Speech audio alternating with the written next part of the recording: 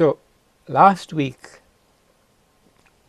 was kind of interesting and kind of frustrating for me, because I realized as we were discussing the subject that there are so many perspectives on Daniel 11 that and I realized that last week some of my memories of what was being said in some of these ideas was a little shaky. As I said, after the meeting I got correspondence from about 5 different people who were seeking to straighten me out, and all 5 of them, 4 or 5 I think it was, they gave different ideas. There was one who insists that the kings of the north and the south are, the king of the north is Antiochus Epiphanes, the Greek king.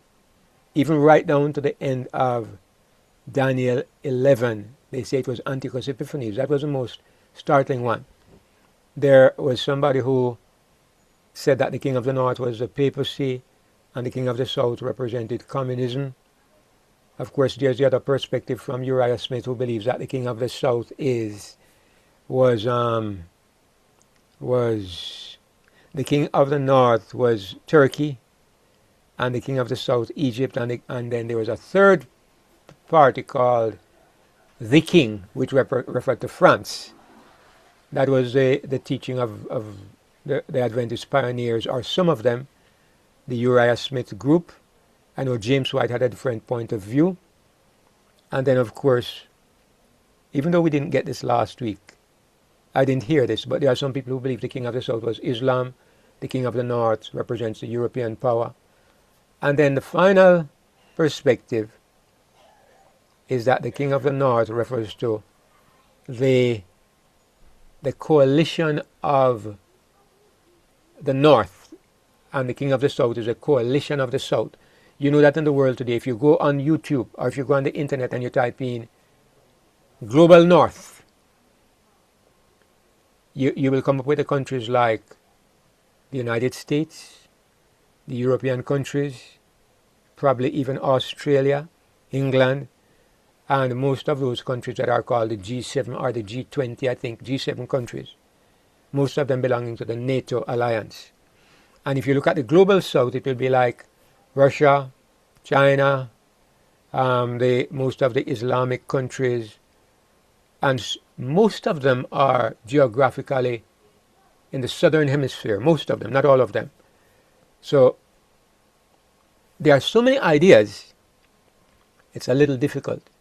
Now, let me comment first of all on I actually watched a video where the person was presenting a lot of historical data to say that the king of the north is really the Greek king, Antiochus Epiphanes. Now, what was startling about this is that he says right down to the end of Daniel 11, it's Antiochus Epiphanes. And I'm going to bring up my Bible and show you why this is such a startling conclusion.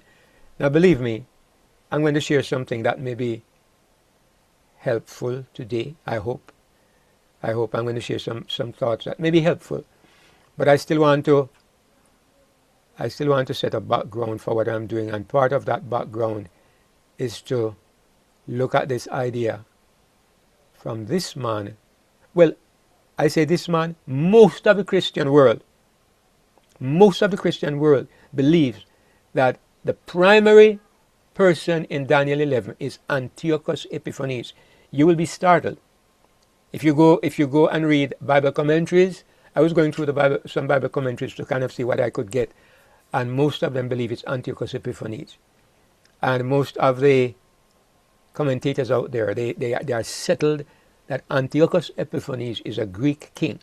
Now, when it says that he will stand up against the Prince of Princes, they say it was a Jewish official, the Prince of Princes. They go so far that where the Bible says he stands against the Prince of Princes, they say it's some kind of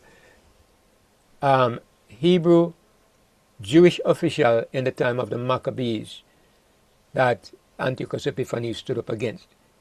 Of course, when it says that he would pollute the sanctuary, they believe Antiochus Epiphanes offered pig's blood on the Jewish altar and offended the Jews very badly. But anyway, But if you just look at Daniel 11, the last part, you will see. I was watching this video and I was wondering if there are many people who believe this. So this is Daniel 11 we're in, right? On the left panel, Daniel 11. Now look at what it says down at the end. Let me just read this so we can refresh our minds. It says, starting from verse 40, and at the time of the end shall the king of the south push at him, and the king of the north shall come against him like a whirlwind, with chariots and with horsemen and with ships. And he shall enter into the countries and shall overflow and pass over. Now, notice it says that this will happen at the time of the end. So, this brother who was doing this video, he said when we read the time of the end, we should not think it necessarily means the end of the world. He interprets it as meaning the end of the Old Testament age, at the time of the end. He means before Jesus comes. That's where he puts the prophecy. At the time of the end, he says sometime before Jesus comes, the king of the south would push at this Antiochus Epiphanes, the king in Egypt, would push at Antiochus, and Antiochus would come against him like a whirlwind, and so on and so on. And he goes on to trace the history of Antiochus and try to match it up with what it says here. But the last thing that it says, this is what disturbs me. It says, but tidings out of the east and out of the north shall trouble him. He gives this some historical application. Therefore he shall go forth with great fury to destroy, and utterly to make away many. And he shall plant the tabernacles of his palace between the seas and the glorious holy mountain. Yet he shall come to his end, and none shall help him. And he says this refers to the death of Antiochus. Now Antiochus did not die in the Holy Land. He didn't die in Israel. What is interesting is that the guy who was doing this presentation used to be an Adventist. He said he was an Adventist for, I think, 40 years. He said his father was a pastor. He went to Adventist schools and he had studied Adventist teaching. And he was, a part of what he was doing was to debunk the teachings of Adventism. But with all of this background, this is what this guy is saying.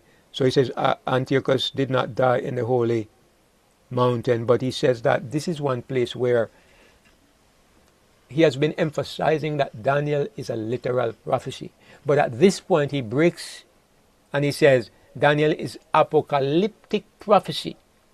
And so it says when the king of the north will die in the glorious holy mountain, or he dies somewhere in that region, it doesn't mean he literally dies.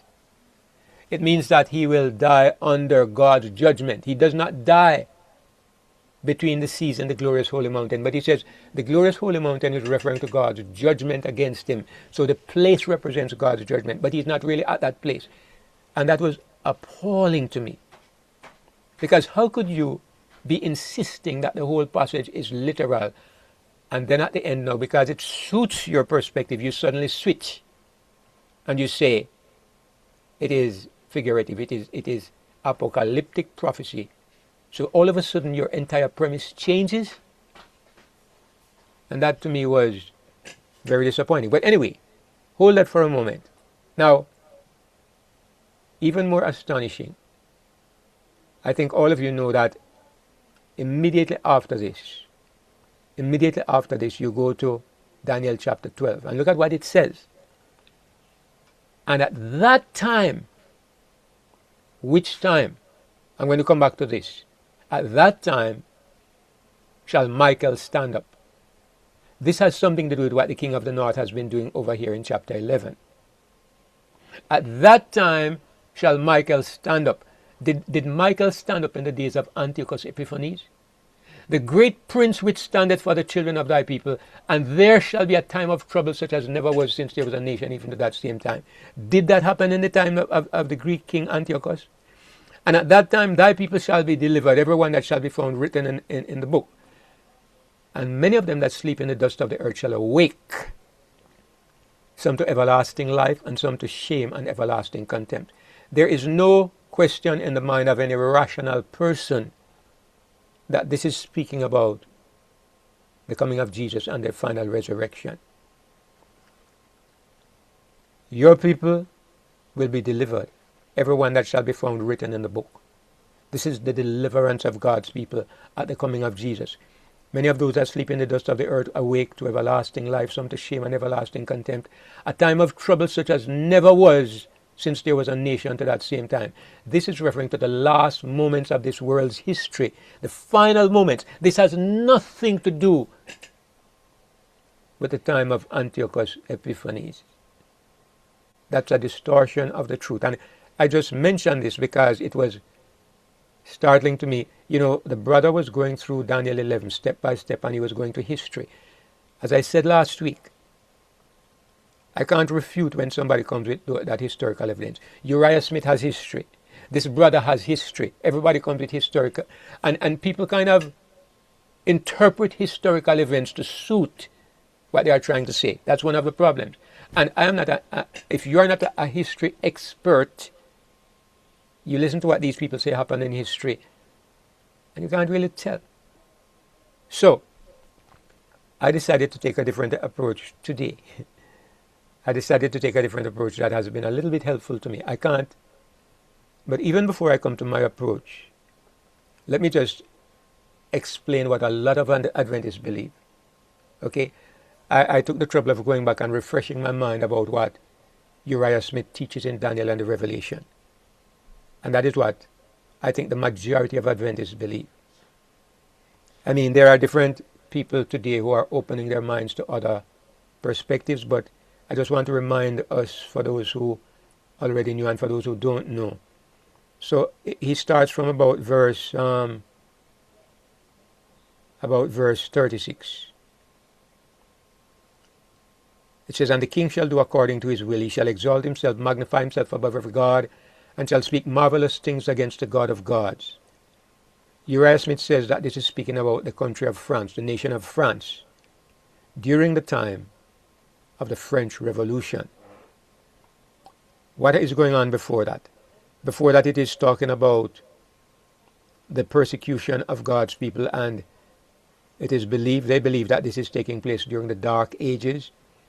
They that understand among the people shall instruct many, yet they shall fall by the sword, by flame, by captivity, and by spoil many days. So this is talking about the Dark Ages persecution. This is what they understand. He understands. Some of them of understanding shall fall, to purge, to try them, to purge them, to make them white, even till the time of the end. And he understands this time of the end to be in 1798. Out of the blue, it says, "And the king shall do according to his will." The Adventist pioneers say that this is referring to France at the time of the French Revolution. It's strange because there's no introduction of this king. It just says the king. How does it jump from the persecution of God's people and all of a sudden it says, "and the king"? Which king? They say it's France. And I view this as an accommodation. It's not because the Bible identifies France, it's because the interpretation that they have requires that it be France. Now I am granting you that the description that we have here, it could fit France. It could fit France. But there's something I believe that is more appropriate, and I'll come to that. Now it says that this king, which they say is France, would have magnified himself above every god, speak marvelous things against the God of gods, will prosper till the indignation was accomplished. Neither shall he regard the God of his fathers, nor the desire of women, nor regard any god, for he shall magnify himself above all. In his estate he will honor the God of forces, and the God whom his fathers knew not he will honor with gold, silver, precious stones, and pleasant things, and so on. Then it says, now see, "And at the time of the end shall the king of the south push at him." So what they understand is that Egypt would begin to provoke France. "And the king of the north shall come against him." Now, naturally, you would believe that the king of the north here refers to the country that is being provoked, which is the king that was being described earlier on. But what they say is that this is a third power. The first one is France, this strange king who is regarding no God, and then Egypt pushes at France. And then along with Egypt pushing at France, the king of the north, which they identify as Turkey, attacks France. Turkey attacks France and comes against him like a whirlwind with chariots, with horsemen, and with many ships. He will enter into the countries and he will overflow and pass over. So they believe that the king of the north is Turkey. So this king that was being described up here, who would exalt himself and magnify himself above every god, is really kind of eliminated out of the picture at this point. At this point, what you have is two kings attacking France. You have Egypt first of all, and then you have Turkey now, who is the king of the north, coming like a whirlwind, and he overflows and passes over. And he enters into the glorious land. They go through and they show you how Turkey did some of these things, stretch his hand upon the countries, have power over the precious things of Egypt and Libya and all of that. And they go on to explain how tidings out of the east and the north will disturb Turkey, and he will go forth to destroy and to utterly make away many. And what they say is that Turkey was to plant his palace between the seas and the glorious holy mountain, yet he would come to his end and none shall help him. So, as far as they are concerned, this northern king, right down to the end of Daniel 11, is the nation of Turkey. This is a teaching of Adventism in general, and I made sure that I got it right because I went and reviewed what Uriah Smith says in the book Daniel and Revelation. I read this many years ago, and the details left my mind. I'm telling you the truth. But every now and then I hear Adventists come along and say, keep your eyes on Turkey. Turkey is going to come to his end, and that will be the sign that probation is about to close. And the reason why they say it is because chapter says, at that time, when this king of the north comes to his end and none to help him, they say at that time Michael will stand up and there will be this time of trouble. So, for people who believe this, their marker is Turkey. They have their eyes on Turkey, and they are saying when Turkey is destroyed, then it will be the close of probation. Now, I'm going I share this with you because I'm going to show you reasons why this, for me, does not make sense. And I'll be more clear in my thoughts this week than I was last week. So, the Lord helped me to take an unusual approach, generally speaking. I'll tell you, when I start Daniel 11, and I start from the beginning, you see, when you get to the middle, I get lost.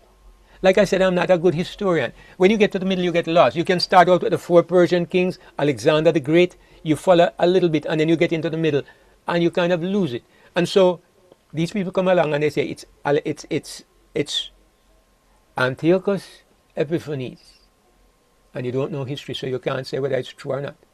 And then you come nearer to the end, and then the Adventists say it's France, and it's Turkey, and it's Egypt, and you can't tell, and you get lost. And some people say it's this power and that power. So the Lord gave me a little clue that I'm going to try to share with you this evening. And the clue that he said is, why don't you start from the end and go in the other direction? Why don't you start, instead of going from the beginning and working towards chapter 12, why don't you start from chapter 12 and work backwards? And I found this approach helpful. I found it helpful. So let's start. I'm going to start with the last part of chapter 11, then I'm going to go to chapter 12. But the last part of chapter 11, when you go through the Bible, the prophecies, when you go through the prophecies from beginning to end, whether you go to Daniel or you go to Revelation, what is the last power, the last anti-God power that is standing? Somebody can unmute and tell me. What is the last power standing when you go through Daniel and Revelation, any of the prophecies? The beast. It's the beast. The last power that remains is the beast. If you go to, let me show you in Revelation chapter 19. Come on, get this thing out of the way. I don't know why it keeps. Okay, I can put it But here. I Oh, have a question, Brother David. If he just a was second, taken Sister into, Talia. Just a second, okay, okay? I'll get to you in a moment. Let me make my point, and then I'll let you speak. Now, this is Revelation 19. The next thing that happens after Revelation 19 is that Satan is put in the bottomless pit. Revelation 19 says in verses 19 and 20, "And I saw the beast and the kings of the earth and their armies gathered together to make war against him that sat on the horse and against his army. And the beast was taken, and with him the false prophet that wrought miracles before him, with which he deceived them that had received the mark of the beast and them that worshipped his image. These both were cast alive into a lake of fire burning with brimstone." The last enemy of God's people on this earth is the beast and the false prophet. If you go to Daniel chapter 2, the image, the last enemy is the feet of iron and clay. If you go to Daniel chapter 7, the last enemy is the beast with the 10 horns, the one that is thrown into the burning flame. If you go to Revelation 19 here, the last enemy is this beast and the false prophet. So the point I'm making is that there is no question, there can be no question in anybody's mind that the last Antichrist power on earth is the beast and the false prophet. When you go to Daniel 11, it cannot be different. It cannot be different. The last great power is the king of the north. And he plants his palace between the seas and the glorious holy mountain. And what happens next? It's the end of time. Michael stands up, and there's this great time of trouble. There is no other power that dominates at that time. This king of the north comes to his end with none to help him. If you tie the prophecies together, this king of the north has to be the beast power. Go ahead, Sister Talia. so for me, it's a matter of timeline and questions about what is happening in history. I get that. So my question to you, before I even go forth with that, I remember you stating that the beast is riding the dragon at the end. No, So no. it The couldn't woman have is riding the beast. the woman, the woman. So the woman is the church power, right? Is it not? Or Yes, the beast? correct, And correct. so I was thinking to understand that would have been the papacy, right? The paper is included. Oh, okay. So, okay, I need to understand that the papacy is included, but he's still, or it's still riding the dragon. The So beast. I the beast. So I kind of that kind of stayed in my mind. Leaving that, putting that to the side, that last part of 1145 speaks to the fact that, and he shall plant the tabernacle of his palace between the seas, and so on. Now, if the papacy at that time had been captured, right? My thing is I'm not connecting or correlating with the timeline because it's going from one phase of history and it jumps to Daniel 12 at the beginning. And at that All right. time, let me resolve it for you, Sister Talia. The Daniel 11 does not in every detail parallel what happens in Revelation. You know that Revelation has more details. It has more. It approaches things in some cases from another perspective. For example, in the book of Revelation, you will not find the king of the north. You won't find the name. And in the book of Daniel, you won't find the woman riding the beast, because God does not give you those details. In Daniel, he is looking at things from a certain angle, and so some things are irrelevant when you're looking at that angle. So we can't match the prophecies in every respect. This is why what I'm trying to do is to look at the major players. There's one prominent enemy at the end of Daniel 11. And when you go over to Daniel 12, there's no other power. That last great enemy is the king of the north. And when you go to Revelation, the last great enemy is the beast and the false prophet, that coalition. So somewhere between the beast and the false prophet, you are going to have the king of the north. Somewhere there. Now, that's where I want to Okay, start. But so I'm going to that get to the being, time. I'm going to get to the timeline in just a moment. I appreciate that, and I'm sorry. So then when it says planting is tabernacle, who will that be? Or you're going to connect that so that is clear? I'm going to get to that and make some Okay. suggestions. Okay, Yes. thank you. Sister Suzanne, go ahead.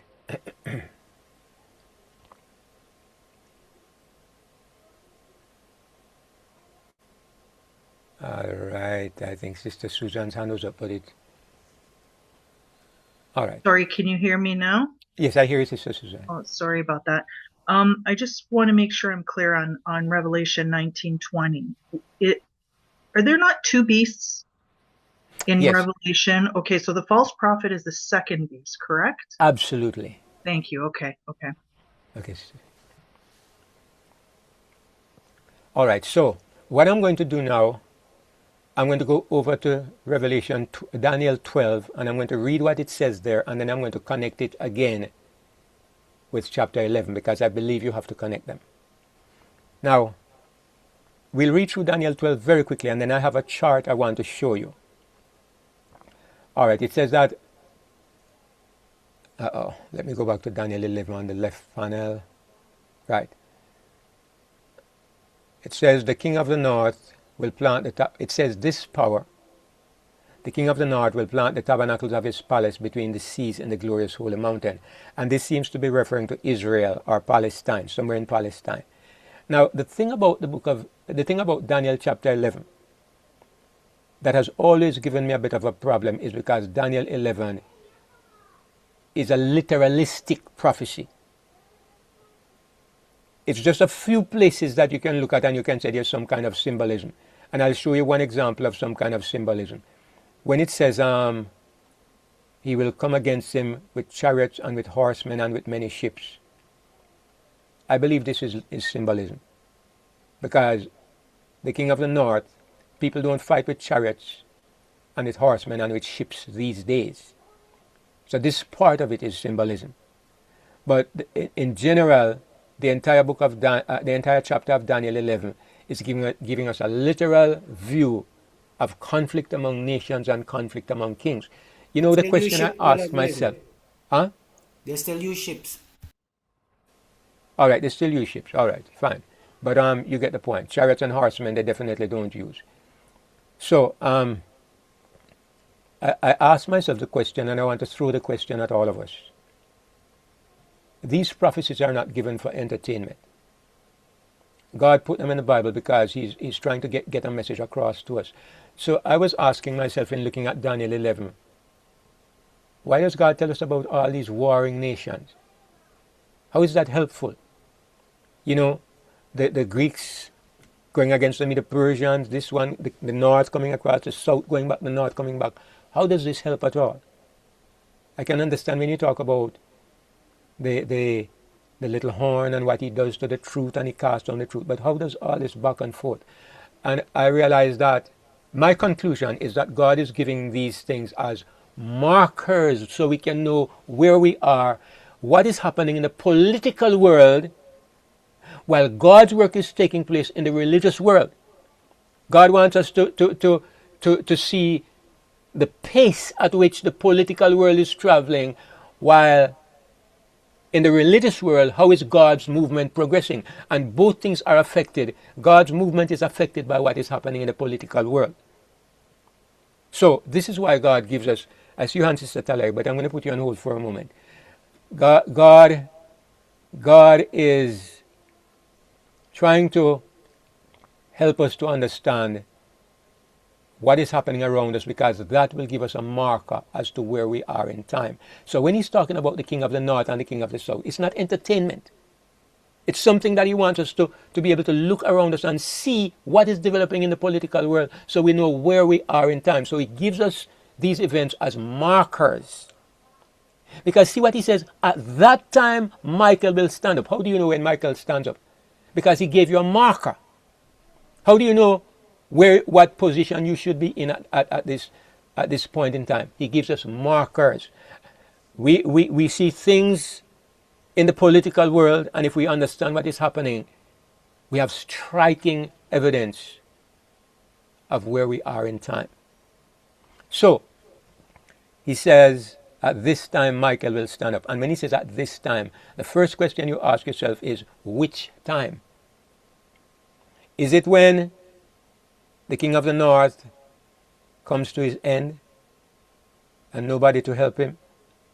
I don't think so, and I'll tell you why I don't think so. All right? I hope all of you are able to follow me. But let me quickly rush back to Revelation 19. Let me quickly go back to Revelation 19 and tell you why I don't think it's when the king of the north comes to his end. Look at what it says. Revelation 19. Let's go back to what it says. Remember, the beast was taken, and with him the false prophet that did miracles before him, with which he deceived those who had received the mark of the beast and them that worship his image. These both were cast alive into a lake of fire burning with brimstone. And the remnant were slain with the sword of him that sat upon the horse, which sword proceeded out of his mouth, and all the fowls were filled with their flesh. When is this? This is the coming of Jesus, right? This is at the coming of Jesus, because it says Jesus is coming riding on a white horse, and he has on his clothes and on his thigh a name written, King of Kings and Lord of Lords. And the kings of the earth and the beast gathers together to make war against him. This is the coming of Jesus. When is the beast destroyed? He is destroyed at the coming of Jesus, when the beast is and the false prophet are cast into the lake of fire, figuratively, whatever that means, which we will talk about another time. But anyway, so when it says, he shall come to his end and none shall help him, when does the king of the north come to his end? He comes to an end when Jesus comes, not before. The king of the north is the last power left standing on this earth. So let's go back to Daniel 12 now and remind ourselves of what it says there. Daniel 12, at that time. So what time is this? I looked at the Amplified Bible and it gave me a thought that I never thought of before. In the Amplified Bible, it says, and at that time of the end, at that time of the end, Michael shall arise. Okay, so if this is correct, and I know this is something that you can't put 100% stock on, because the Amplified Bible amplifies what is said. The translator did a very good job, but you can't be perfect, because in some cases, I think it was a lady who actually did the translation, I think. And what she was doing was looking for all the factors that led to this kind of conclusion. So usually it's a very good job, but it's not an infallible job. So I'm cautious about it. But at the same time, it put a thought in my mind. At that time of the end, Michael will arise. Now, if this is true, when it takes us back to what it says in verse 40, at the time of the end, the king of the south will push at him. What it seems to suggest is that at the time when the king of the south is pushing at the king of the north, Michael will stand up. This represents the king of the north. When the king of the south pushes at the king of the north, then the king of the north becomes very upset. And he goes out to make war and to do he goes to do damage all over the world. And at this time, Michael stands up. Now I'm going to read through chapter 12, and then we will look at my chart. And while the king of the north is doing what he's doing, there comes a time of trouble such as never was since there was a nation. And during that period, God's people are delivered, those who are found written in the book. It takes us right down to the coming of Jesus. And it's the same way Daniel 11 takes us to the end, when the king of the north comes to his end and nobody shall help him. But what I want to point to is where it says now in verse 4. But you, Daniel, shut up the words and seal the book until the time of the end. Many will run to and fro, and knowledge shall be increased. So the book of Daniel will be understood at the time of the end. That is the time when the king of the north, that's the time when the king of the north, when the king of the south attacks the king of the north. That's when Daniel will be understood. It's the time when Michael stands up. In that same period of time, the prophecy of Daniel is thoroughly understood. All right, let's go on. Verse 6. And one said to the man clothed in linen which was upon the waters of the river, How long shall it be to the end of these wonders? Now that is a puzzle. Which wonders is he talking about? He asks a very specific question. He wants to know how long. He's looking for a time period. He wants to know how long it will be to the end of these wonders. Which wonders is he talking about? Well, if you look at what we have been looking at, if I was Daniel and I was watching what was going on, I would think that the end of these wonders refers to when God's people shall be delivered. Some awake to everlasting life, and some to everlasting contempt. And those that be wise shall shine like the brightness of the firmament. This is the end. And it would correspond to the time when the king of the north comes to his end and nobody to help him. That's what I would be asking if I was Daniel. And I have a feeling that this is what Daniel is saying. How long shall it be till these things come to an end? So the angel gives him an answer. I heard a man clothed in linen, which was upon the waters of the river. Actually, this is Michael. When he held up his right hand and his left hand unto heaven, and swore by him that liveth forever and ever, that it shall be for 3.5 times, a times and a half. And he makes it clear what is the marker.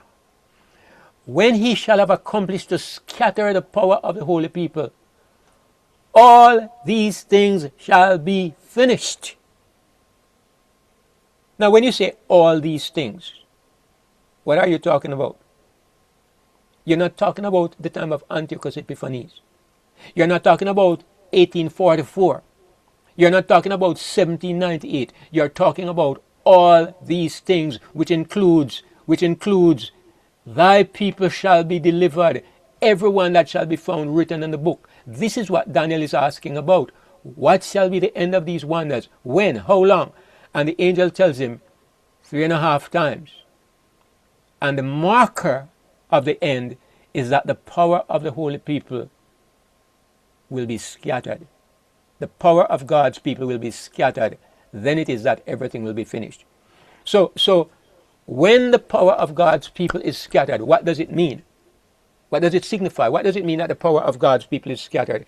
And the only thing I can think of is that the people of God no longer have any ability to preach the gospel or to share the word of God. In other words, we are looking at the end of probationary time.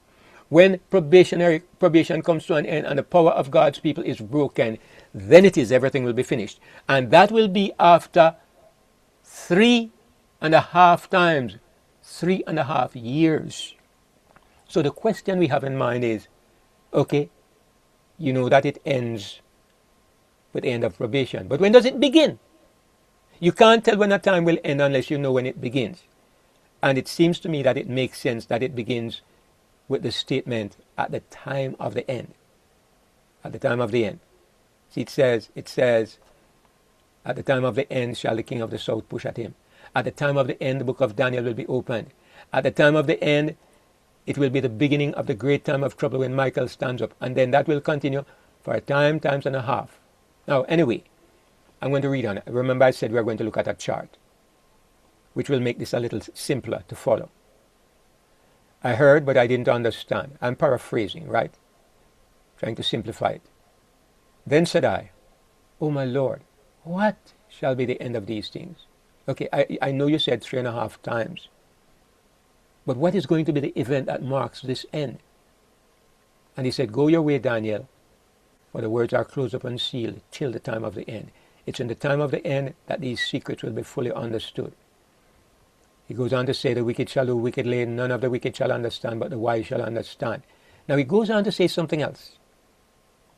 From the time that the daily shall be taken away, and the abomination of desolation set up, there shall be 1,290 days. Blessed is he that waits and comes to the 1,335 days.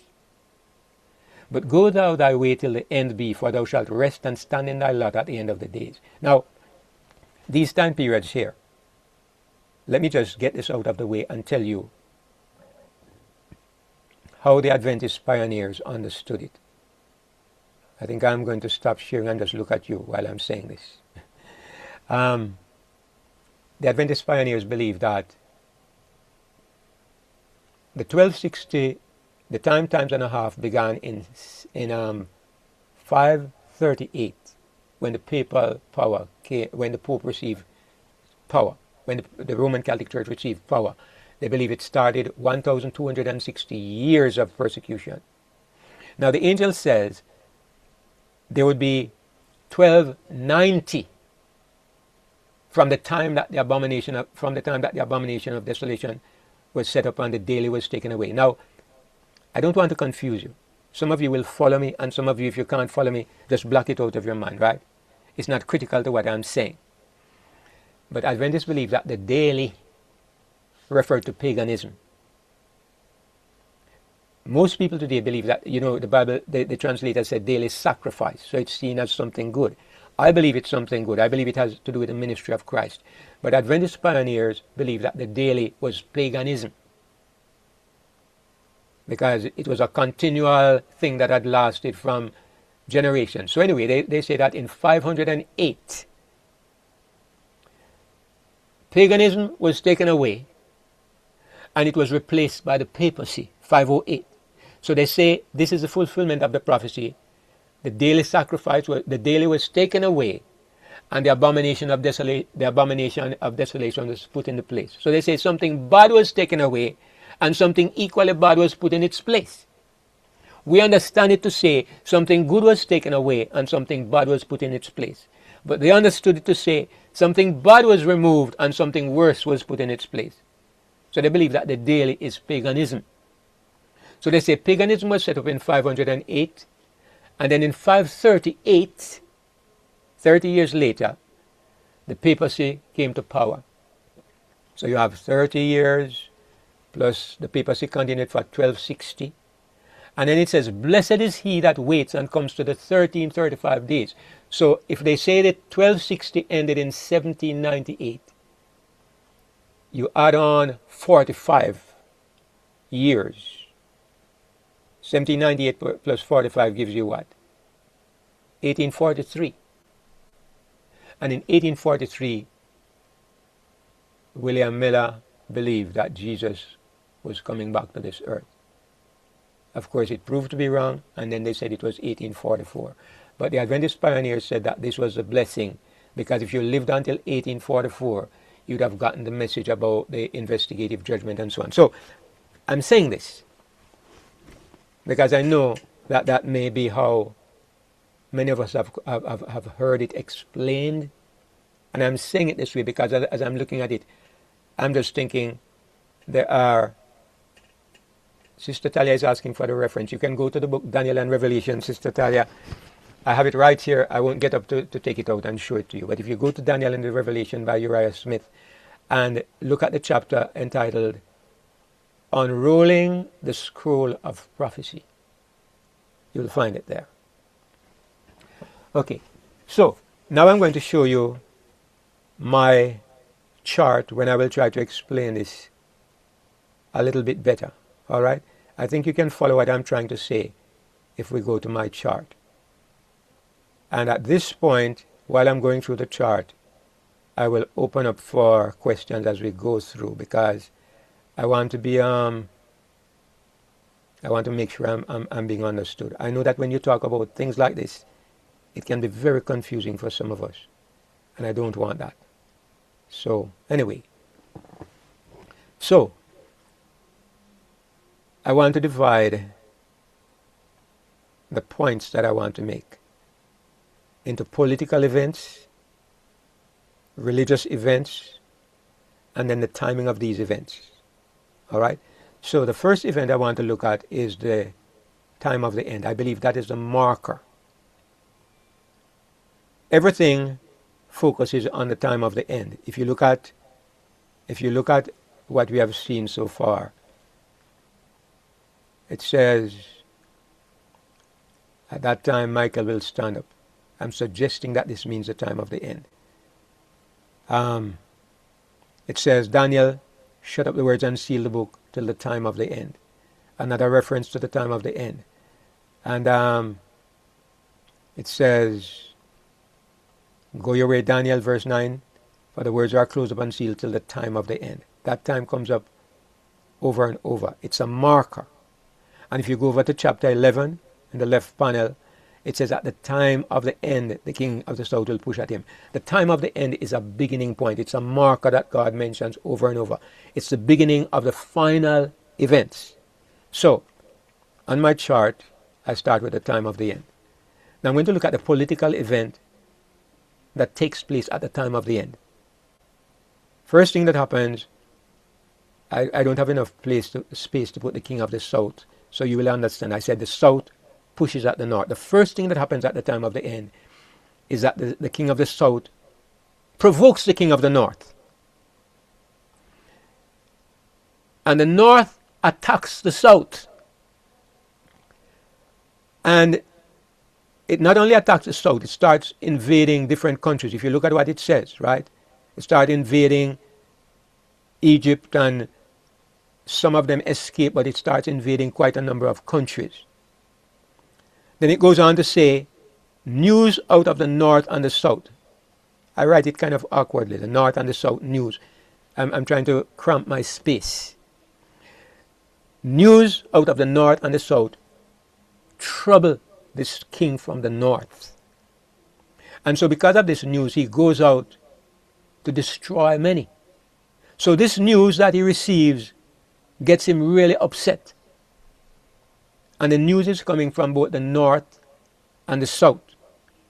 And so he goes out to destroy many. And it mentions many nations. He's attacking different nations. And then finally, he sets up his government in Israel. It says the tabernacles of his palace. It may not be the government, but I don't know what it is otherwise. This northern king sets up some kind of headquarters in Israel. And then, at the very end, he's destroyed.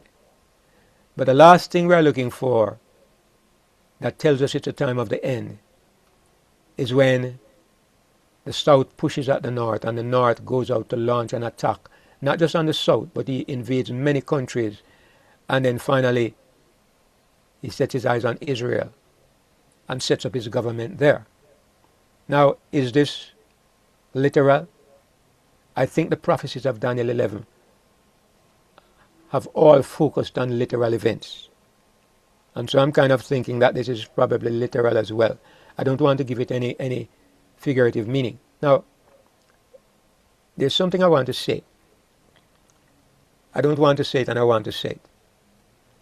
And the reason, you know that I say this sometimes, but the reason why I don't want to say it is because it's very speculative, and in a way it's very provocative. But the thought crosses my mind. All right, I'm going to say it to you as brothers and sisters, and I'm going to say, don't quote me on it, okay? It's an idea that crosses my mind. So everybody should know this evening, I'm not teaching that this is so.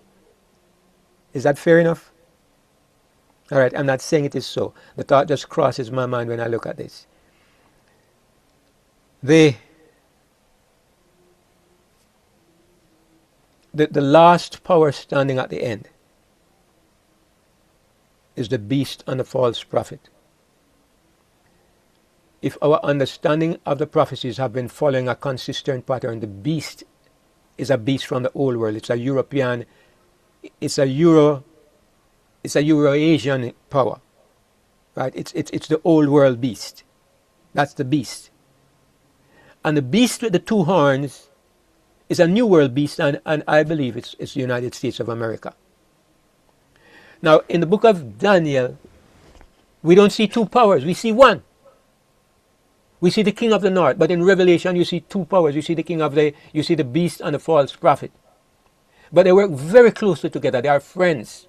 As a matter of fact, the false prophet does miracles to persuade everybody to set up an image of the beast. He is a supporter of the beast. I have to tell you this. When you look at the world today, it looks like that romance is breaking apart. It doesn't look like Europe and America are getting any closer. What is going on right now, it looks like they're not going to be cooperating, and things are going to be smashed if certain people have their way.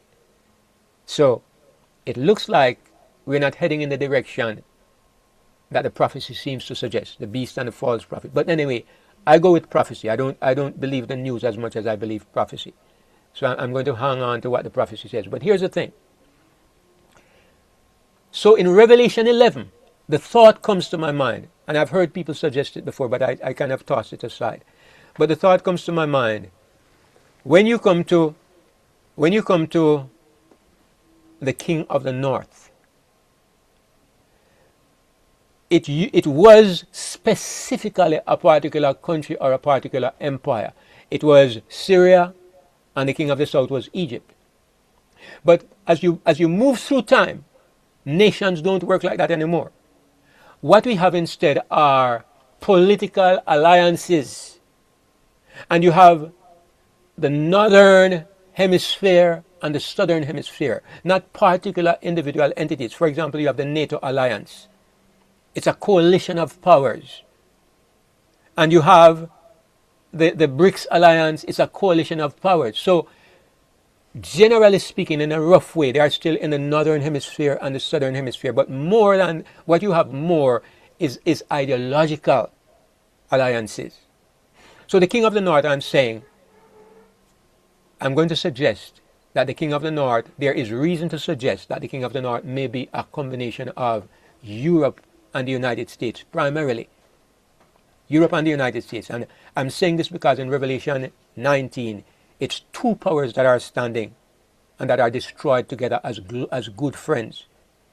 And in Daniel 11, it's the king of the north. So both America and Europe are described as the global north. The global north. You hear it in the news all the time, the global north. Whatever the reason they have for giving it that label. But it kind of matches properly with the prophecy where it says that, there's a northern king and there's a southern king and there's a conflict between them. If you look at what is happening in the world now, the south is provoking the north. And it depends on how you look at it. But the thing is, the north has dominated the world for decades. And all of a sudden, the south, the powers of the south, China, Russia, the Islamic countries, the African countries, the little known countries are beginning to present an opposition to the Northern Alliance.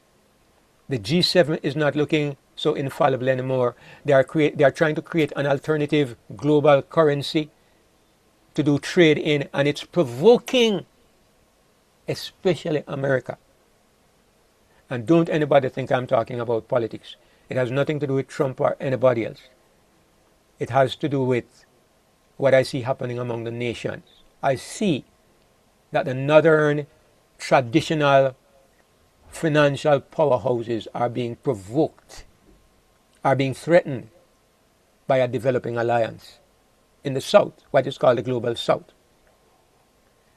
It just seems, remember I said don't quote me on this, okay? But it just seems so striking that as a result of it, in America, there is a growing irritation with the countries that represent the global south. When you look at the things that are happening now, not politics, but when you look at America attacking Venezuela, going for Iran, talking about Greenland, it's attacking different countries, right?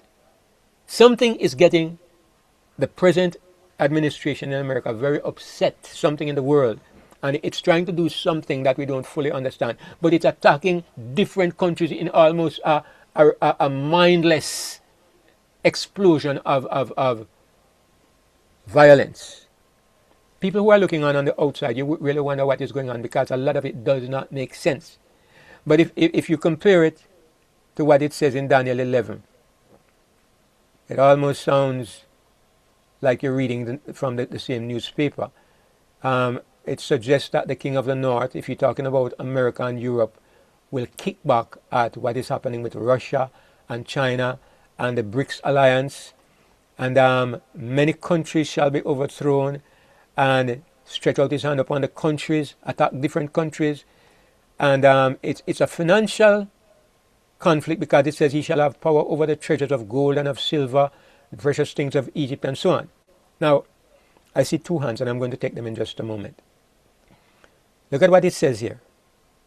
Tidings out of the east and out of the north shall trouble him. Therefore he shall go forth with great fury to destroy and utterly to make away many.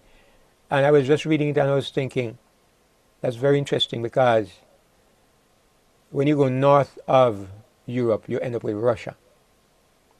And when you go east of Europe, you end up with China. A major power to the east of Europe is China, and a major power to the north of Europe is Russia. And these are the two countries that are giving the global north the greatest headache. These are the two countries, Russia and China. So, as I said, these are just some interesting thoughts that crossed my mind. I'm not saying it is so. I'm just sharing my speculative thoughts with you that you can do what you want with them. But I'm not saying it is so, because I certainly would want to study this much more closely and see how things develop before I present this as anything factual. But I'm just thinking that one of the things that I'm saying is that it seems reasonable to me at this point that when he talks about the King of the North, it's a coalition of North thinking powers, North connected powers, America and Europe. The King of the North, represented as one power, but really more a coalition working together. And this would mean that if this is true, then the King of the South would also be a coalition of other countries that stand against that alliance.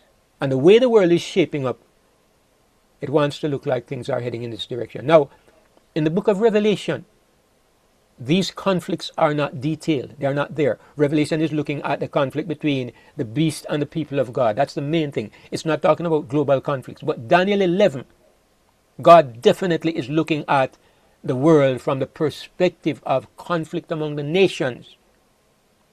And that is why you can't talk about Daniel 11. If you think it's a literal prophecy, you can't talk about Daniel 11 without beginning to look at political powers and conflict among the nations. Brother Tony, and then I think Sister Talia. Go ahead. I got a question. Japan and South Korea, now, aren't they part of the North? Yes, yes. Have you ever gave thought to them? Yes, Brother Tony. They are affiliated with the Global North. Okay. Right. So it's not strictly speaking geographically north. Mm. That's why I said it's more like an alliance of people who have a certain kind of mindset. But the major powers are really globally north, really geographically north. But you have others who link up with them who are not Yeah. geographically north. Yes. Sister Talia and then Brother Ian. I kind of lost some of my thoughts myself. And again, I'm speculating. At the same time, some of my questions, I agree with the last thing you said with the coalitions going against one another from the north to the south. I agree with that.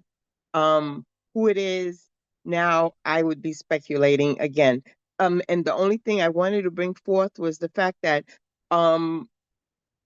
Daniel 11, all of that end part of Daniel 11, for me, based on historical facts, the Battle of the Nile plays a role which kind of confirms all that took place there, as opposed to how you put it into a narrative. I'm sorry for calling it narrative, but it is. Because it's not factual. It's a speculative thought on what you believe it would be or could be for the future aspect of it, with the Absolutely. papers, the beast powers, and the false prophet. I'm thinking that this happened. This has happened already, and I'm not adding Antiochus Epiphanes or whomever into this. It's based on what I read in um in history to what happened, which answers all the facts that are written here with all the countries and Not all of British them, Sister India. Talia. With all respect, not all of them. Not all of them. Yeah. I Okay, have one more granted. nail. I have one more nail to put in the coffin, Okay, very good. and it will be this. Um, It will be a decisive nail. Oh gosh. Well, Yes. great. No, I'm All right. looking forward to that then. I'm looking forward to that. All right. But for Go, me, that was the matter there. And you just still did not answer for me the tabernacles of the palace and stuff. You put it into a far future event happening, but if you go back to 43 and the rest of the scriptures before the tabernacles being um between the seas, which is Jerusalem, by the way, um then it would make sense that all this has already taken place, and that's my all right. thought on it. Okay, Sister Talia. Thank you. Brother Ian, go ahead. So based on your assumptions or your speculations about the global north and south, we know now that the king of the north, based on this description, would be United States or the powers of the United States. Would if what you say were true, are we to expect that this power would be shifted to somewhere where it says between the seas and the glorious holy mountain? Where exactly is that, by the way? I don't think that's necessarily Jerusalem, because it's between the seas and the glorious holy mountain. I don't Sure. know what is. If I mean, I'm operating on the premise that the entire prophecy is literal. So I would take it to be somewhere in Palestine, somewhere in Israel. Now, I know that Correct. some time ago when Trump moved the embassy into Jerusalem, the US embassy, it was a big thing. I know that I don't know exactly. We have to wait and see what it means that he puts a tabernacle of his palace. But if the USA sets up some kind of headquarters in Jerusalem, I would take it as a fulfillment of the prophecy. Um, Sister Jess, go ahead. Are you finished with what you're presenting today? Because if you're not finished, I'll just wait. Well, I have some charts to look at, but if you want to go ahead, you can go ahead because if it has to do with that point where we are, I want to take it before we move on. Well, it has to do with before before what we're talking about and starting in Daniel like 2011, 27. So All, it's all it's right. kind of not exactly relevant, but it's relevant to the end of time. All right. Hold it then until the end. Yeah. Okay. All right. Brother Ian? Yeah, I still didn't get the answer. Where exactly is this place between the seas in the glorious holy mountain? He says between, he said plant his tabernacles of his palace between the seas in the It's glorious it's it's holy the mountain. Mediterranean Sea and the Sea of Galilee. That was Israel. Okay. Yes. All right. So let me go ahead and work with my chart here. So we looked at the political event, and all of these things take place at the time of the end. So the great question is, when is the time of the end? Now, if we accept the historical point of view, then the time of the end began in 1798. The other thing is, if we accept the historical point of view, all these things have been finished. That is one of the nails that I don't think anybody who understands prophecy can think that everything has been finished. If you look at what we read in the book of Daniel, it says he told Daniel that it was to be for a time, times and a half, and when he has scattered the power of the holy people, all these things shall be finished. What Daniel wanted to know, what shall be the end of these wonders? And the end of these wonders includes Michael standing up and all the rest of it. Those were the wonders he was talking about. And it would be kind of, I think it's kind of, I don't want to say foolish, but it's a mystery if anybody could believe that these things happened in 1798 or 1844. So that's Well, well, well, that's one very strong reason why I am persuaded that this is something to happen in the future. That's one very strong reason. I got to respond to that, Brother David, because it all of 11 can happen, can happen, and then all that takes place because the time of the end finished for the persecution and so on, and then then Michael stands up when all the other events are taking place because they're simultaneous in terms of historical timeline, wouldn't Hold you on, Sister say? Talia. Sister Talia, Mm-hmm. the question is, when shall be the end of these wonders? What are the wonders? I'm assuming the papacy going into captivity, How do you get you that from the know, passage? How do you get that from the passage? simply because when the time of the end, you know what? I'm trying to scroll on your, I'm sorry, I'm trying to scroll on your You have to look at the Bible and passage. You can't reason from what you know or what you think. You have to look at the passage and decide what is he talking about. When Daniel says, "How long shall it be to the end of these wonders?" There's something that he's referring to as these wonders. It's what he is seeing and hearing before his eyes. You have to look back and see what is he that seeing, what is he hearing. There's nothing about the papacy here. it doesn't say anything about the papacy, but it says that it will come to its end. Who will come to his end? When it says, hold on, let me just go back to where I see it in my Bible. Yeah, Um, who will come to his end? when it talks about and the time of the end sh- and the time of the end shall the king of the south push at. In those references, it talks about, well, it speaks to the fact that, you know, thing things will come to an end. What? Who? Well, I'm thinking when the papacy was captured. Which papacy? Where does it mention the papacy? Now, when I say papacy, when the 1798, when it he was taken into captivity. Sister Talia, Hmm. this is your interpretation. I'm asking you to look at the text and tell me where in the text Daniel doesn't know anything about something named the papacy. When Daniel says, "How long shall it be to the end of these wonders?" He's referring to what he is seeing before his eyes or what the angel is saying. So I'd like you to find the verse that he's referring to as the end of these wonders. What is the end of these wonders that he's asking about? Well, I'm going to tell you, I don't know then, but what are they so I can know? So if you just scroll back up a little bit above where Daniel asked the question, the wonders that he has been looking Oh, at you're in is 12. Michael standing up, and there's a time of trouble such as never was since there's a nation, and God's people are delivered. These are the wonders he's talking about. That's what he has just Okay, been told. you're absolutely correct. The future, for the future and end Yes, time. I got yes, that. No, I was on in 11, chapter 11, right. with So regards so to the papacy. so when Daniel asks, "How long shall it be to the end of these wonders?" He's talking about the things that I just mentioned. And the angel says, "It shall be for a time, times and a half." So the end of probation, Michael standing up, all of this will last for 3.5 years. It is not talking about the papacy or even what the king of, or what happened in That's right. You're 1798. absolutely right. Yes. I agree with that. I agree All with right. that.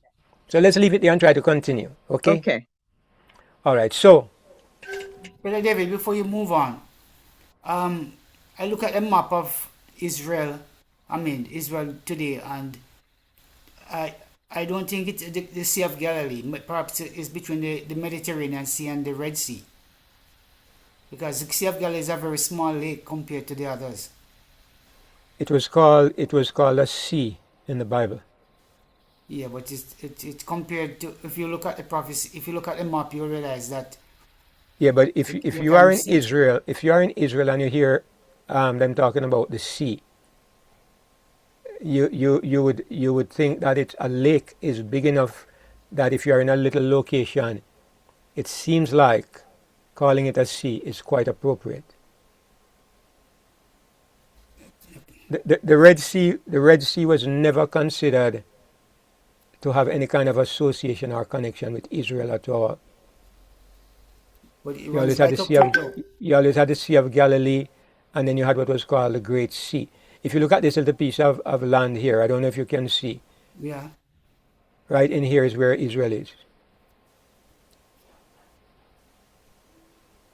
Right? So if you can see, the Red Sea is Further down. Actually, Israel go all the way down to that little piece that touch right into the Red Sea. Yeah.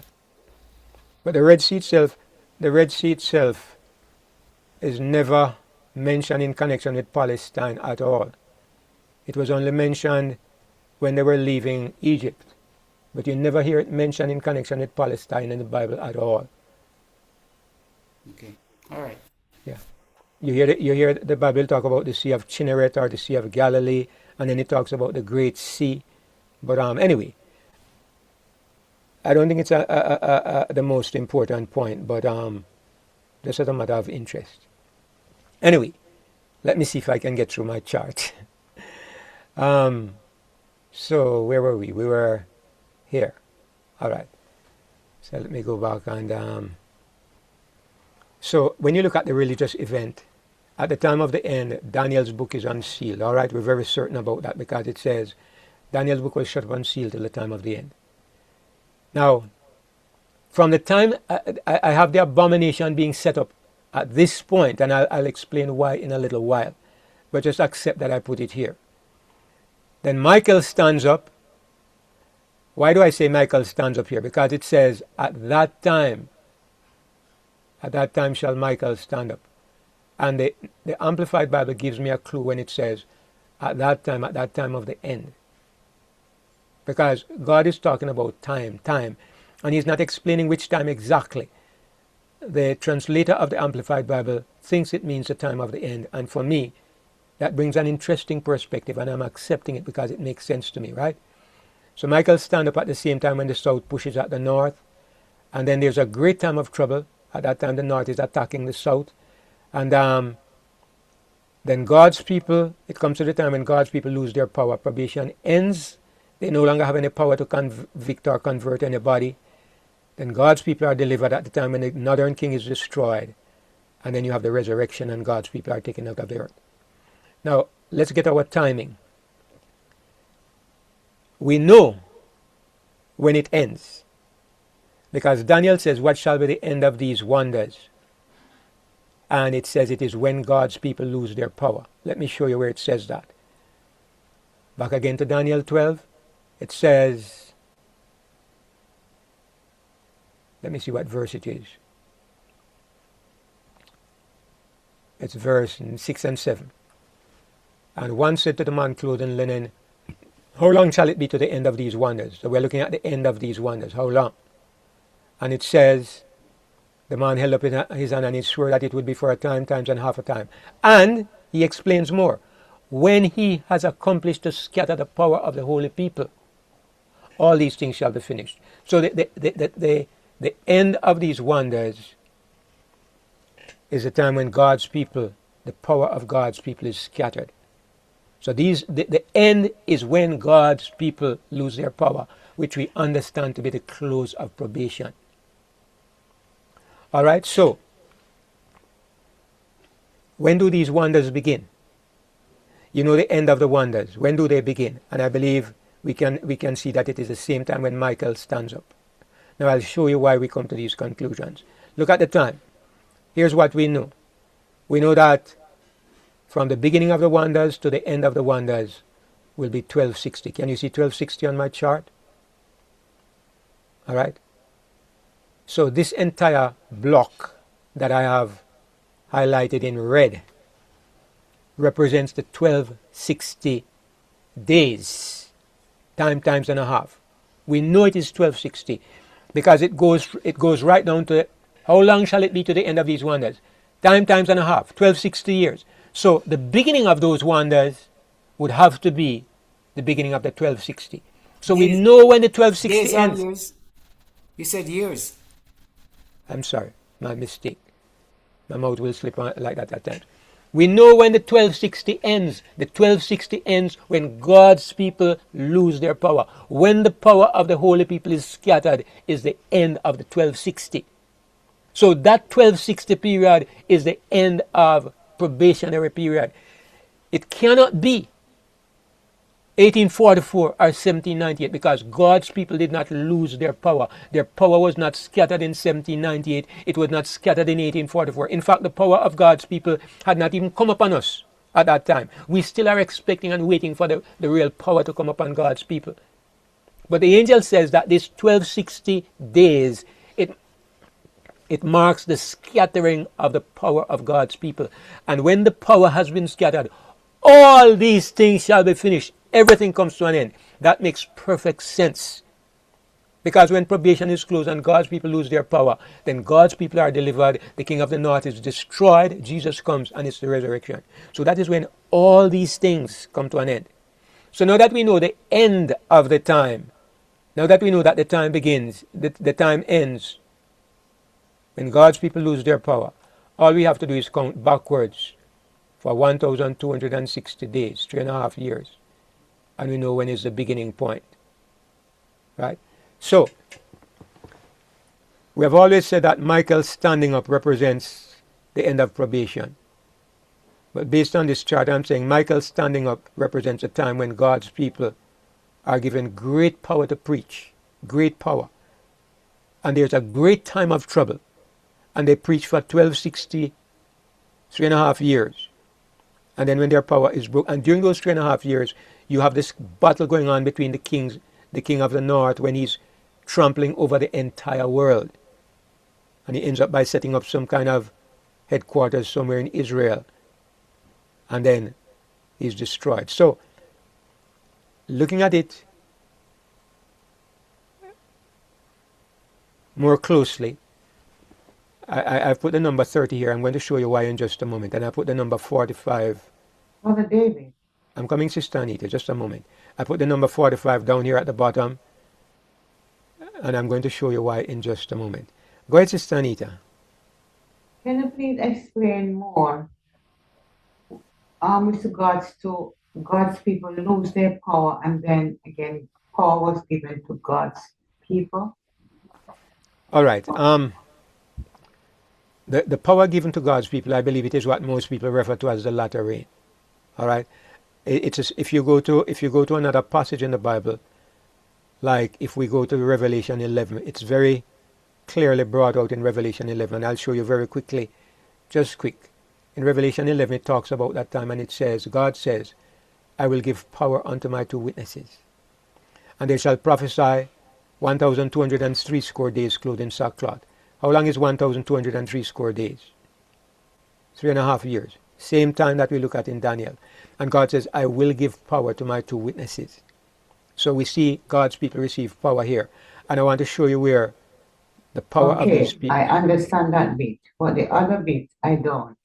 All right, here's where the power is broken. It says, when they shall have finished their testimony, that is after 3.5 years, the beast that ascended out of the bottomless pit shall make war against them and overcome them and kill them. That is when their power is broken. So after 3.5 years of preaching, their power is broken. As a matter of fact, the Bible says they are killed. But what is killed is not God's people. What is killed is the witnesses. And the witnesses are the Word of God and the Spirit of God. The Word of God is dead because it has no more power to convert anybody. The Spirit of God is dead because it has no more power to win anybody. Probation is closed. I understand now. Thank you. All right. So that's what it means when it says the power of the holy people is broken. Yes. Thank you. You're welcome, Sister Anita. So let me just go to the last chart. And hopefully this chart will clear up all the remaining. So everything comes to an end at the end of the wonders. Oh my Lord, what shall be the end of these wonders?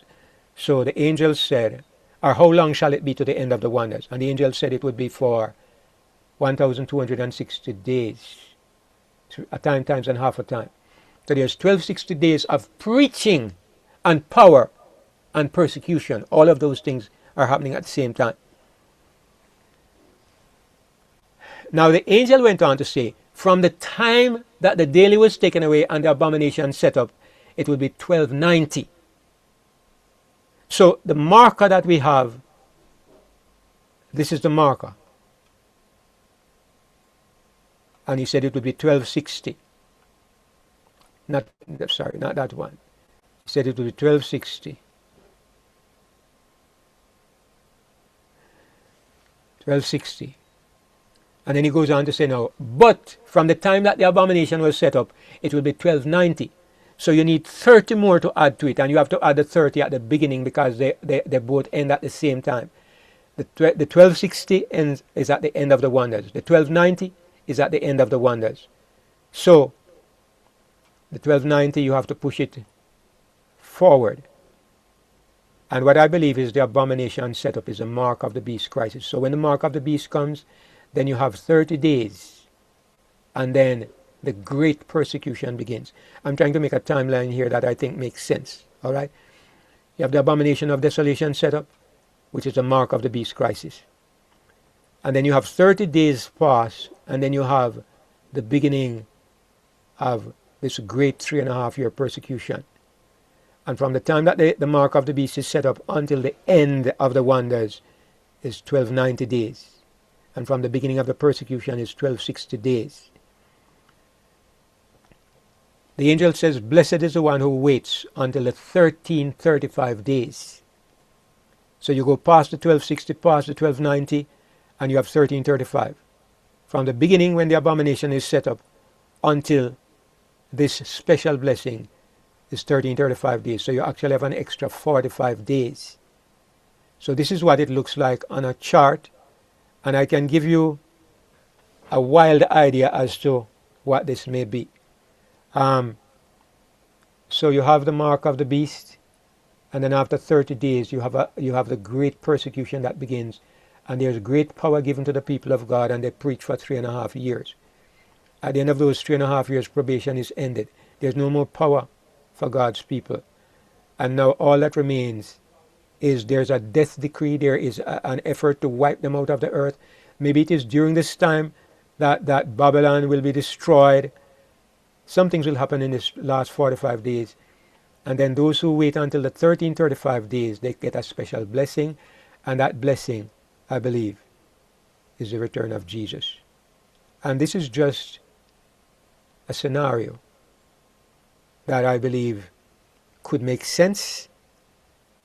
But at the same time, as always, when it comes to future prophecy, we share what we have, and we suspend being dogmatic as we wait for what the Lord will open to our understanding. I think I saw your hand up, Brother Ian. Yes. I see.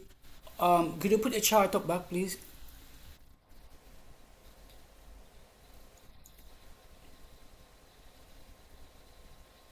Yeah, I see how everything could fit and is parallel to Revelation 11 up to the time of the end. But where would you say that the 3.5 days when the witnesses line the street? Well, where would that? And he said after 3.5 days, then their life shall go back in their bodies and they shall be caught up to God. So they come back alive again for 3.5 days. How would you fit that into this? How do you? It would have to be in the period of that 45 45. days, somewhere in there. Okay. Yeah. But of course, Daniel is not parallel to Revelation, so you can't say there is an exact 3.5 days in Daniel, because that's not how the books are written. But it would be in that 45 days period. Yeah. So if 1260 days, if Revelation 11 said they prophesied for 1260 days and then they were killed, and then the body lined the street for 3.5 days, so it'll be 1260 days plus 3.5 days, and then they come back to life. What bring them back to life? I thought it was the return of Jesus. But No. obviously, based on that, is something else. Yeah, we went through this in detail before. Remember that they are brought back to life because their witness becomes relevant. The Yes, things but that what makes it relevant? the things that the Word and the Spirit have been trying to convict people about, the plagues begin, and then all of this convict people that what was being said is true. It doesn't convict them in order to save them, but it convicts them. They are convinced that the Word and the Spirit, these were divine elements, and so the witnesses come back to life in that sense, not in Yeah. the sense that they can't save anybody anymore. Yeah, I know it's not the saving part, but I just wondered what was that trigger them back into life. And it Right. has, as I mean, I know they are witnesses, so what brought the power of the witness? That's what I was asked. I thought it was a coming of Jesus, but you say it's the beginning of the plagues. Right. It's their word, their testimony comes to life again. Nobody can deny the things that were prophesied that they are now coming to pass. So Okay. even the enemies are compelled to acknowledge the truthfulness of these witnesses, even though they don't respond to them. Okay. Yeah. Thanks. Sister Jessica, go ahead. So this chart makes so much sense. After last week, I was studying Daniel 11, trying to make sense of it because it didn't make any sense. I mean, I'm like you, I don't know the history and all that, but I was just asking the Lord to show me something about how it's connected to Daniel 12, and like what your chart is right here is it pretty much what I feel like the Lord showed me. If you look in Daniel 11:27, it says, "Yet at the end shall be at the time appointed." So the end is the appointed time. And then it says that in 29, at the time appointed. So this is the end. The time appointed is the end, which ties into what you're saying about the abomination being set up. So, like, we have a definition for what that means. It's literally in 27, and then it says, at the time appointed, which is the time of the end, that is when the abomination is set up, because it goes right into that. And then I think that the rest of this, from like 32 to at least 35, Daniel 12 is actually, it's actually, Daniel 12 repeats it. Because if you look at Daniel 12:1, at that time, that's the time of the end, right? So this is kind of a parallel. It's almost like repeating this last portion of Daniel 11. And then even in like 11:33, it says, "And they that understand among the people shall instruct many, yet they shall fall by the sword and by flame, by captivity and by spoil many days." Well, if you go to Daniel 12, verse 7, it says that it tells you how many days. For a time and a half. So that's the many days, like it's connecting that. And then it says that God's people will understand. And then what does Daniel, what is it, 12:10 say? Many shall be purified and made white and tried, but the wicked shall do wickedly. None of the wicked shall understand, but the wise shall understand. So, and it says in this same verse, or in 32, and such as do wickedly against the covenant shall he corrupt by flatteries, but the people that know their God shall be strong and do exploits. And Daniel 12 pretty much repeats that. Many will be purified. They're doing the exploits and they're understanding. It says they don't understand. They understand. God's people understand in 11, and God's people understand in 12.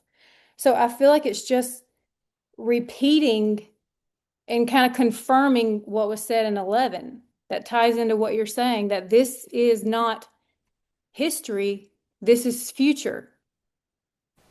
I don't know if that makes sense, but Very much, very much. And I appreciate you for bringing it to bring it to highlighting it, because we're always affected by the things we learn early.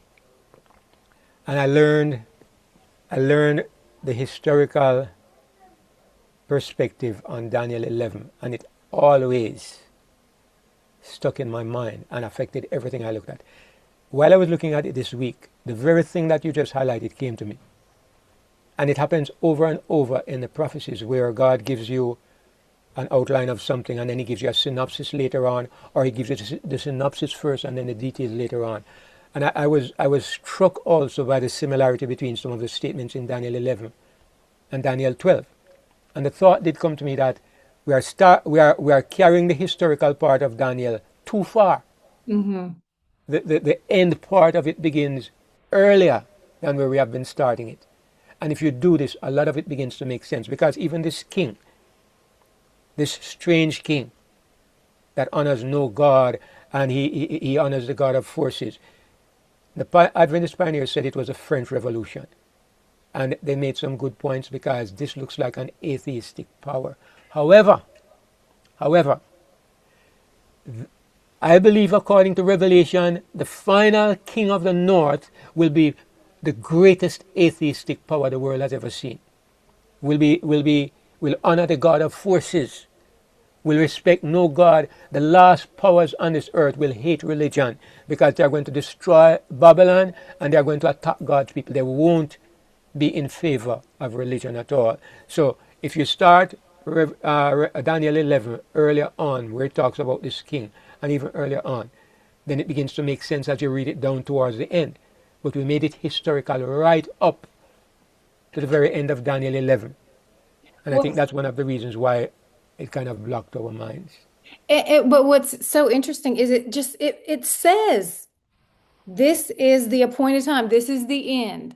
Because it says the end shall be at the appointed time. So how can we carry that back and not say that it says what it says? That's the marker, like you said right there, of when you know we're not talking about history anymore. Yes, absolutely. That statement, the appointed time, is a very telling statement and something we need to consider as we look at this. I agree. Um, I will not be shaken. Is that Sister Elizabeth? That is. I agree with Jessica. That's my findings. And as I want you to see all the thing that I did a parallel for Revelation and Daniel. And I believe because Daniel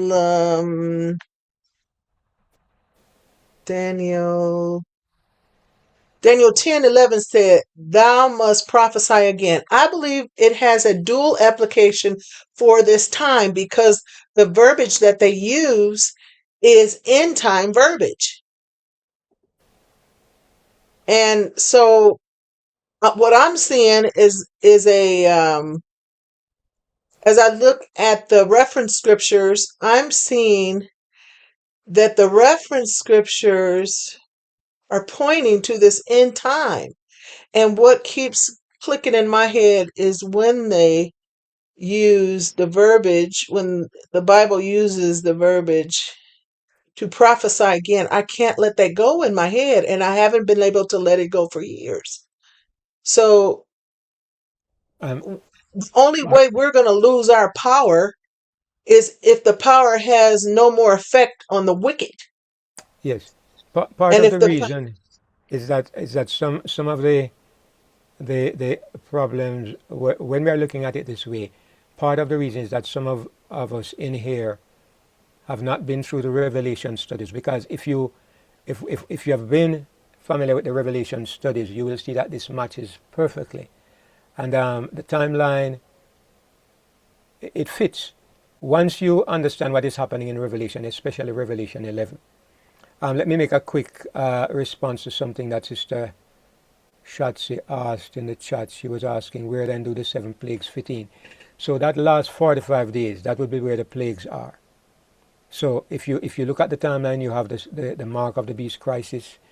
There's a short period of time before it breaks out into a full crisis. We have 30 days here. Then you have the 3.5 years of intense witnessing under great persecution. And then everything comes to an end at the end of the wonders. And then now there's 45 days when the angel says, "Blessed are those who wait and come to the 1335." So in that 45 days is when we will have the seven last plagues. But anyway, yes, Sister Talia.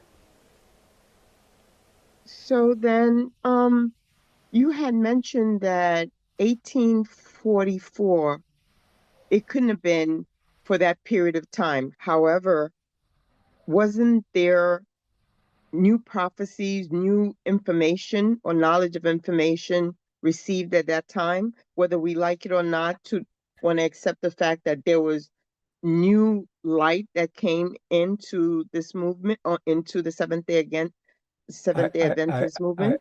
I believe that the truth about the end time day of atonement and the pre-Advent judgment were given to the world by the Advent movement. And I believe they are vital truths.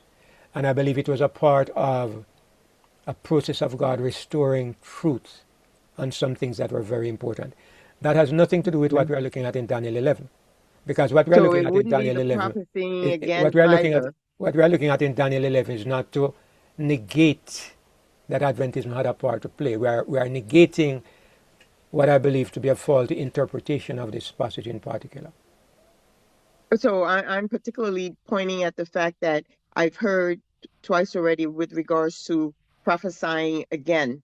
There will be um there will be prophesying again, but wasn't there such made during that time which would um relate to the prophecy here as having been done? Did you hear somebody mention prophesy again this evening? Yeah, I just heard just speak to the fact that it mentioned that, or if you go to Revelation 12, that and compared it to 11 something, that um there would be There, prophesying again. there's Sister Talia. I think I sometimes, didn't say that yeah, I think sometimes you anything get a little about Revelation. confused because you have an idea in your mind and you hear something said that wasn't said. My apologies then. Right. I Tell did you, read. I did read the verse where it says, "I will give power to my two witnesses, and they shall prophesy." That's different from prophesying again. yeah, Then my I was apologies because that's comparing, what I heard. no, Talia, I was comparing Daniel 11 and Daniel 12. I didn't use Revelation at all. I didn't say Revelation. I was talking about 11 and 12 of Daniel with regards to um they will at the end of 12 where it says they will go and knowledge will increase and so forth. Yeah, but it doesn't say prophesy again. Okay. Then wrong choice of words. But I Brother Right. get it. David, I think Sister Elizabeth said something about Daniel chapter 11 saying prophesy again. I think that's where she's got that from. That also with the comparison. But my point in mentioning that was the fact that couldn't this whole prophetic scenario apply to the 1844, since it basically began with the sanctuary being cleansed and so on. But from what I remember, to go back, that you kind of did you not or agree to the fact that that's what it all was based upon to this end, as it comes to an end, that there will Um, be a cleansing? the fact that one thing is true doesn't mean that the other thing is not true. We're not this evening. True. This evening we were discussing the prophecy in Daniel 11 and 12. Okay. It doesn't have to do. What we're saying is that this prophecy is not pointing to the beginning of the Advent movement, and everything we have looked at so far supports that idea. It's not pointing to the Okay. beginning of the Advent movement. If you go to Daniel chapter 8, it's a different prophecy. But Daniel 12 and 11 is talking about the king of the north and the time of the end and the last great crisis. It's hard to bring Adventism in there unless you have a preconceived idea in your mind. I don't have preconceived ideas with regards to it. I'm actually, and I will stick to my notion with regards to how the history plays itself out for the 1260 days, for the 12th to 1798, and in terms of how it falls right into the 1844 message. But that's just me. And again, we're all being speculative at this point. So um, hopefully the Lord will make it clear. Right. All right. Thank Thank you, you. Sister Talia. The You're welcome. I just want to have a last word on that because I don't want anybody who might be listening to be confused. There's no Daniel 11 and Daniel 12 does not mention 1844. It does not mention the Advent movement. It does not mention the French Revolution. What it does is gives us pictures and statements that we have to interpret. We interpret those pictures and statements based on what we can see in the text. Now, some people have interpreted the text to make them speak about 1844 and about the history of Adventism. As we are looking at it this evening, as I'm looking at it this evening, I am finding holes, many holes, several holes in that understanding. That's why I'm looking at it a little differently. So I just want everybody to understand, if we use the terms 1844 and so on, these are terms that are not in the Bible. They are based upon our interpretation that we have put on the Bible. So the only thing we can be certain about is that if we take the Bible and we take the Bible statements and we put them together in a logical way, we come to the truth.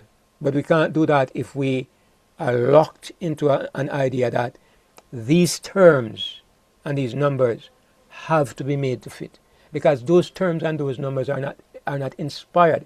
They are people's ideas as to what it might mean, and your idea and my idea is just as valid. And in this case, I believe my ideas are more valid because I have all the evidence laid out here to support what I'm saying. Sister Jema, go ahead.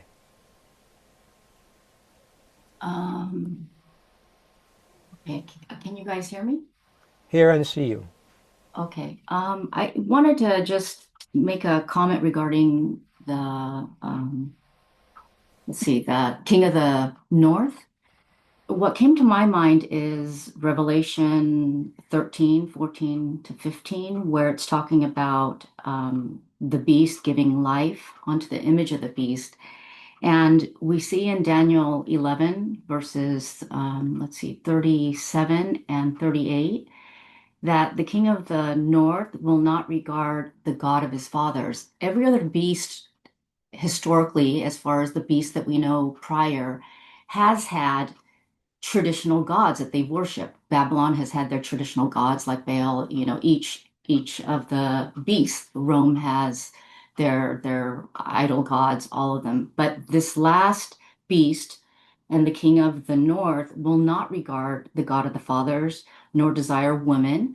I know historic Adventism thinks that this signifies it's papal Rome because they don't marry the priests and the Pope doesn't marry, but desire of women, if we talk about women symbolizing doctrine, they don't have any desire for religious doctrine. It's a complete atheistic power. And then when it says in verse 37, will magnify himself above all, we know that's ultimately the last beast's God.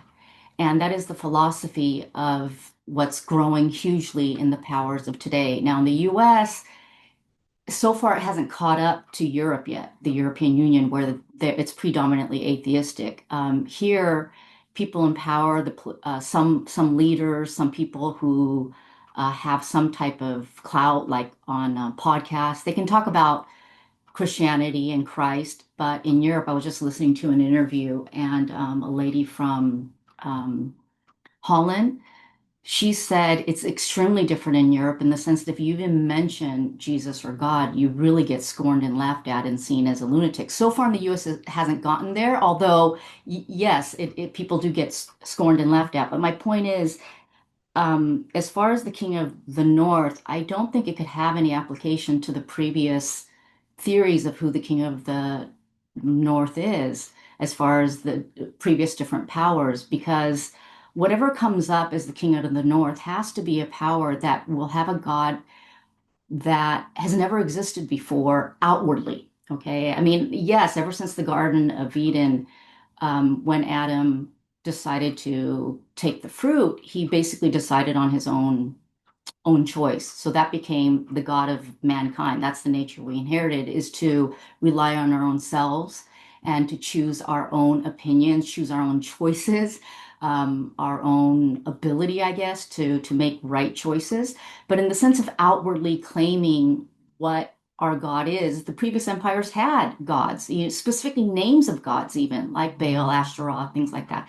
But this God of the future, the King of the North, is really a magnifying of self, man, over all else. God of forces, meaning of science, our own intellect, our own creativity. The God of forces today, they really believe, the scientists of today, truly believe that they found the link in the chromosome, how to extend the telomeres in order to extend man's life to beyond 150, 200 years. And they found that gene, they found that ability now. There's a scientist in Japan, and they believe that they can find it where they could eventually cause man not to ever die. So this worshiping of self is really, I think, the God of forces, worshiping of science, our own intelligence, and it's to eliminate any sense of dependency on a higher power. So even dependency on a higher power, such as government or anything else, it's really what Satan wants is for us to just rely on ourselves. Like if he was eliminated, if no one believed in him anymore, it doesn't really even matter to him. It's more power to him that we believe that we can be sustained in life, have our own life, extend our own life, fulfill happiness and joy and all of that. And so this King of the North will, I believe, uphold a philosophy. There's really, um, we know that beast power is a political power. There's really two things a political power operates on, which is ideology and how do they uphold their ideology? Always by propaganda. And we know there is a humongous propaganda war that has never seen ever since the beginning of time because of artificial intelligence. And people say when AGI becomes really in use, that we won't be able to discern what is true and what is not. And I really believe that. Like when I hear the news, I am so cautious and think that I don't even know what in the world is true because AI has gotten so good. What I The only thing I know to be true is that I have to believe that God's Spirit will guide his children. Other than that, we will all be deceived. We won't know really what's going on politically. Like if we see a massive hurricane going on, I mean, the only reason why I believe how bad it happened in Jamaica is because the brethren on this platform has said so. But really, like I've had people message me from other countries saying, okay, I heard there was an earthquake or I heard there's flooding in Southern California. How bad is it? And I'm like, I haven't seen a single flood. I mean, it's like, so really what's out there, put out there, we don't know what's true. And the only thing we can rely on really is God's Spirit guiding us. So as far as the King of the North, I really believe it is absolutely connected to the last beast power. The King of the North has to be the last beast power, whatever that may be. And it looks like the lead of the powerful kings of the earth right now, it is the European Union, and we know that the second beast is most likely North America. So it's when North America makes an image to the beast of the power. I don't think it's about, okay, you guys have to follow what EU, what the European Union believes, but rather their philosophy all along is to dominate. And what's interesting to me is what I've heard really only recently. Like I didn't even hear this concept a year ago. Maybe it's because I just wasn't paying attention, but the first time people saying the US is now taken upon an empirical role. They have gone back to what Europe has done, the last empire, and these are secular people who are saying it. Where the last true great empire was Rome, and the US is starting to do that as they move into Venezuela, as they move into Iran, and now they want to like take over Greenland. And so for the first time, we have a superpower, modern superpower, who's now acting as an empire wanting to do the best for the world. And it seems in opposition because, you know, as far as Trump's administration, they take a position very against what the European Union has been doing. Now we're questioning whether NATO will even exist. All these type of things, the UN, um, also UN, you know, people are speculating pretty soon the UN will disembark. So it's like, so how could a power come up from Europe? But again, it's an image to what existed in the past. So the image is rulership over the people and dominance through a monarchy, and a monarchy meaning a system of ideology using force. Anyway, that's kind of what I wanted to say about the King of the North having to be, what's it called, in parallel or the same with the last beast power. Thank you, Sister Jema. Worthwhile thoughts on which to bring our meeting to a close this evening.